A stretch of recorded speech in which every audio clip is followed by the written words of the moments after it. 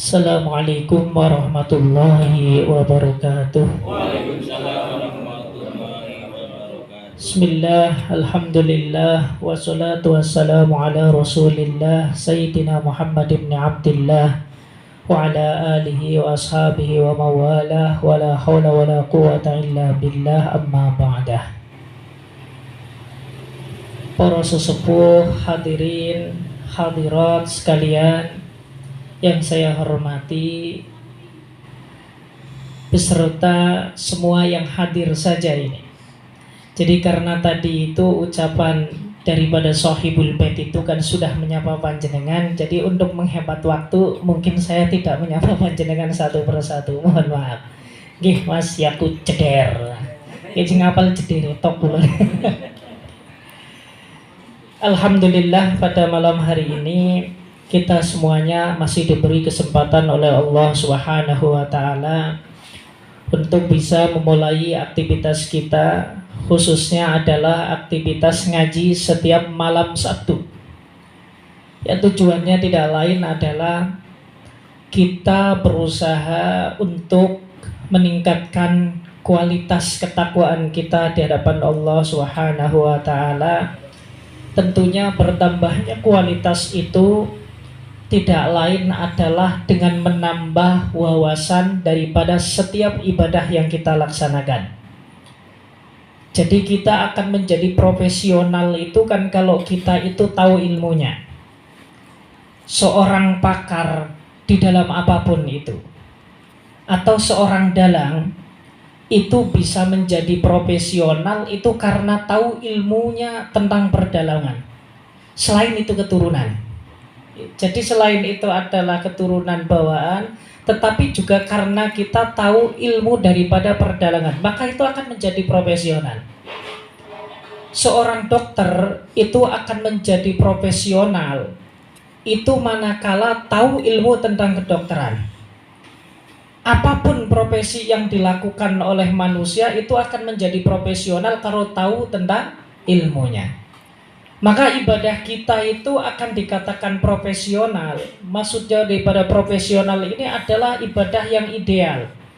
Manakala kita semuanya melaksanakan ibadah itu tidak serampangan, tetapi adalah kita tahu apa yang harus kita lakukan, apa yang harus kita penuhi di dalam setiap rutinitas ibadah yang kita lakukan di hadapan Allah Subhanahu wa ta'ala. Jadi itu kita ngaji itu sebenarnya agar kita itu profesional di dalam ibadah kita. Itu yang pertama.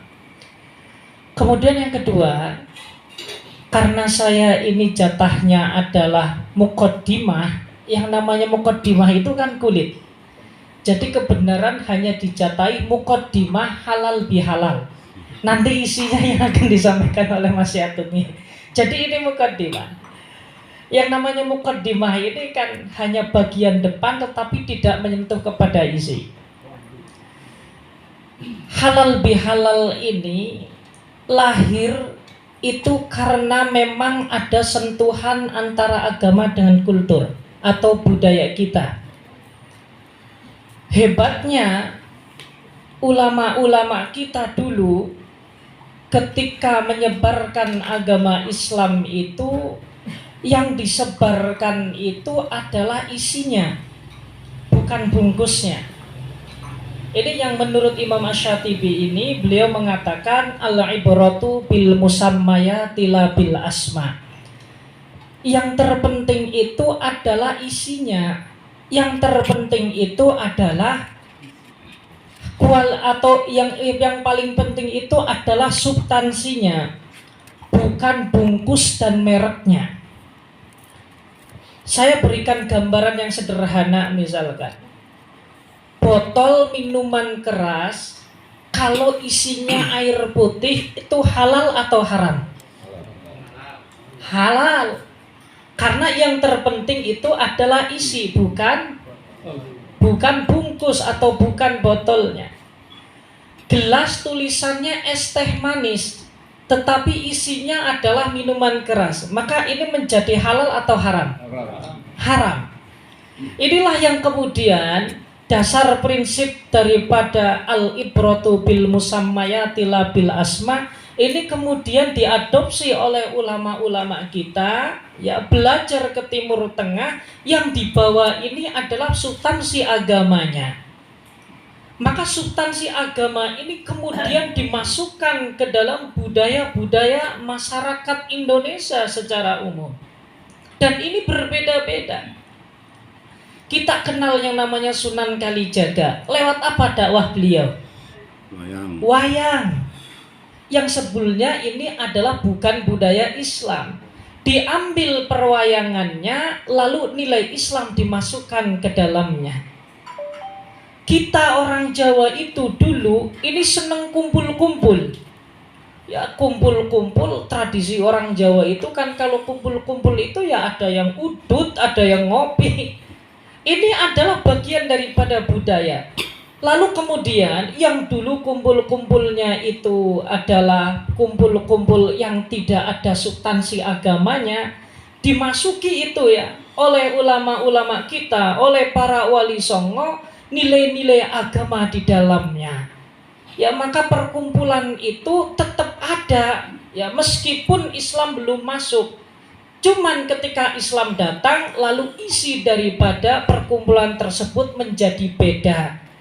Perkumpulannya sama tetapi isinya yang berbeda. Nah, ini adalah cerdasnya ulama-ulama kita dulu ketika menyampaikan ajaran agama kepada bangsa Indonesia secara umum. Ini menariknya di situ. Makanya ngerokoknya ya tetap, tetapi yasinane anak. Ngopinya itu ya tetap, tetapi baca Qur'annya ada. Makan sotonya tetap, makan ketupatnya tetap, tetapi substansi agamanya masuk. Ngaji dulu baru makan, bukan makan dulu ngajinya, tidak. Ini adalah bagian daripada dakwah yang dilakukan oleh para ulama kita. Ya, termasuk ini adalah rutinitas atau agenda halal bihalal. Ini kan termasuk adalah budaya yang kemudian ini diselubungi oleh nilai-nilai keislaman yang ada, yang tadi sudah disampaikan oleh beliau, Pak Kiai Haji Imam Durori tadi kan telah menyampaikan. Jadi ini dalam rangka untuk menghilangkan hakul adami. Jadi kumpul-kumpulnya tetap, desainnya itu yang baru dirubah sedikit oleh Wali Songo, dimasukkan di situ nilai-nilai agama. Maka dari sini, Ibu Bapak, kita selaku bangsa Indonesia ini bisa menyerap pesan agama itu lewat media apapun. Ada yang memang dengan cara mendirikan pesantren, ada misalkan. Kemudian ada yang memang lewat pendidikan formal, ada juga yang memang bisa menyampaikan pesan-pesan agama ini lewat sebuah seni. Nah, salah satunya mungkin ini pesan agama yang bisa disampaikan lewat seni perdalangan.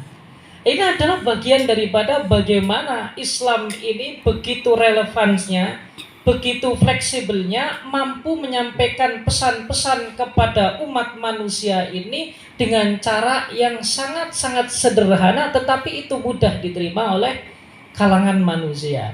Itulah indahnya agama Islam ini. Itulah indahnya ulama-ulama kita ini di dalam menyampaikan pesan-pesan agama ini dengan cara-cara yang memang prioritasnya itu adalah dengan menekankan titik substansinya, bukan dengan menekankan penampilannya. Mungkin itu saja yang bisa saya sampaikan karena ini mukaddimah. Jadi itu mukaddimah ya kayak gitu, nggak ada isinya. Selanjutnya nanti kita akan mendengarkan bersama apa yang disampaikan oleh pemateri utama kita pada malam hari ini. Jazakumullah nggih atas rawuhipun panjenengan Mas Dalang nggih. Semoga kita semuanya bisa menikmati apa yang disampaikan oleh beliau dan bisa mengambil nilai-nilai kebaikan yang akan disampaikan oleh beliau. Sekian daripada saya. Assalamualaikum warahmatullahi wabarakatuh.